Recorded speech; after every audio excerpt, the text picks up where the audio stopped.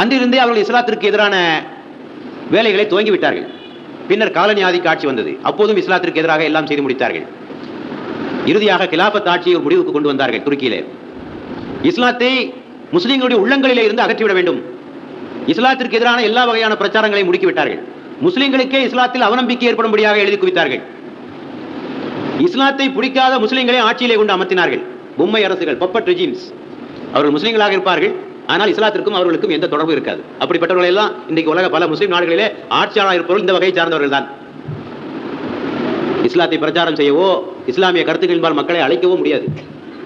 அப்படிப்பட்டவர்களை ஆட்சியை அமர்த்தினார்கள். இந்த நிலையிலே இஸ்லாமிய அறிஞர்கள் இஸ்லாத்தின் பக்கம் மக்களை அழைக்கின்ற பணியை ஆரம்பித்தார்கள். இஸ்லாமிய இயக்கங்களை தோற்றுவித்தார்கள். ஜமாலுத்தீன் ஆப்கானி அவருடைய தலைமையிலே இந்த பணி ஆரம்பமாகியது. அதனைத் தொடர்ந்து பின்னாலே பல்வேறு இஸ்லாமிய இயக்கங்கள், இஸ்லாமிய அறிஞர்கள் இந்த பணிகளை தொடர்ந்தார்கள். இஸ்லாம் என்பது வெறும் சடங்குகள், சம்பிரதாயங்களுடைய தொகுப்பல்ல.